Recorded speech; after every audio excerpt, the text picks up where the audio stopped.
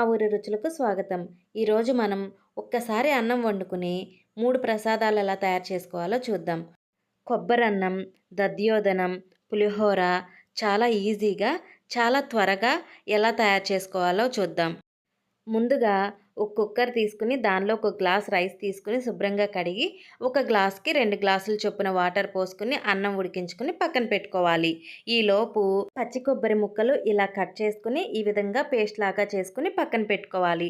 ఇప్పుడు ఉడికిన అన్నంని 3 పార్ట్‌లుగా డివైడ్ చేసుకోవాలి. ప్రసాదాలకి అన్నం సెపరేట్‌గా తీసుకుని చల్లారపెట్టుకోవాలి. ఈ వరలక్ష్మి వ్రతంలో ఈ విధంగా చేసుకోండి.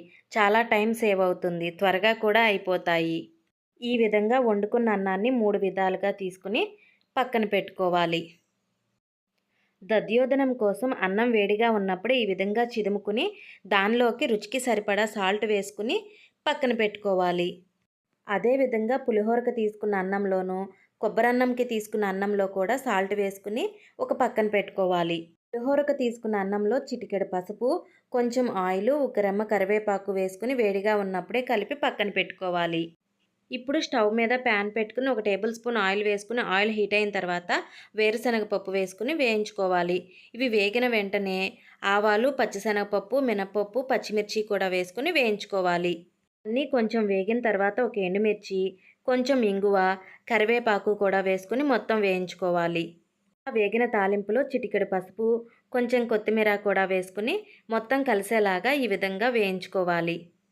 ఇప్పుడు ముందుగా పులిహోర కోసం ప్రిపేర్ చేసుకున్న అన్నంలో ఈ తాలింపు మొత్తం వేసుకుని మొత్తం కలిసేలాగా కలుపుకోవాలి. ఇలా కలుపుకున్న అన్నంలో కొంచెం క్యారెట్ తురుము కూడా వేసుకుని కలుపుకోవాలి.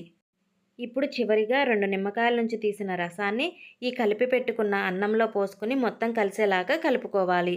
అంతే, ఎంతో టేస్టీగా పులిహోర రెడీ. ఇప్పుడు ఇది పక్కన పెట్టుకుందాం.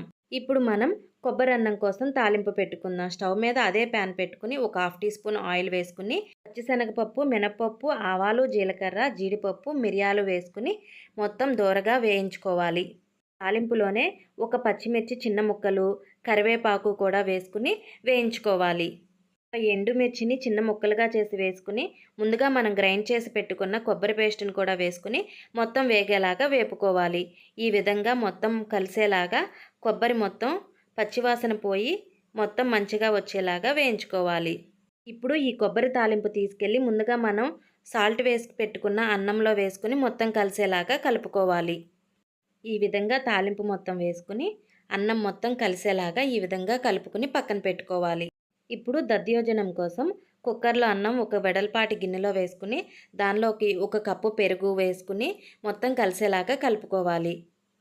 ఈ విధంగా పెరుగు, అన్నం మొత్తం కలిసేలాగా కలుపుకుని దానిలోనే 1/2 కప్పు పాలు పోసుకుని మొత్తం కలిసేలాగా కలుపుకోవాలి. ఈ విధంగా మొత్తం కలిసేలాగా కలుపుకుని పక్కన పెట్టుకోవాలి. ఇప్పుడు తాలింపు కోసం స్టవ్ మీద ప్యాన్ పెట్టుకుని 1/2 టీ స్పూన్ ఆయిల్ వేసుకుని పచ్చిశనగపప్పు, ఆవాలు, మినపప్పు, జీలకర్ర వేసుకుని వేయించుకోవాలి. ఇవి వేగిన తర్వాత అల్లము, పచ్చిమిర్చి చిన్న ముక్కలుగా కట్ చేసుకుని అవి కూడా వేసుకుని వేయించుకోవాలి. ఇప్పుడు 1/4 టీ స్పూన్ మిరియాల పొడి, చిటికెడు ఇంగువ కూడా వేసుకుని వేయించుకోవాలి. దాంతోపాటు కరివేపాకు కూడా వేసుకుని వేయించుకోవాలి. ఈ మొత్తం తాలింపుని తీసుకొచ్చి పెరుగన్నంలో వేసుకుని మొత్తం కలిసేలాగా కలుపుకోవాలి. ఈ విధంగా తాలింపు మొత్తం పెరుగన్నంలో వేసుకుని మొత్తం కలిసేలాగా కలుపుకోవాలి. దానిమ్మ పప్పులు అనేది కేవలం ఆప్షనల్ అండి. ఉంటే వేసుకోవచ్చు, లేకపోతే లేదు.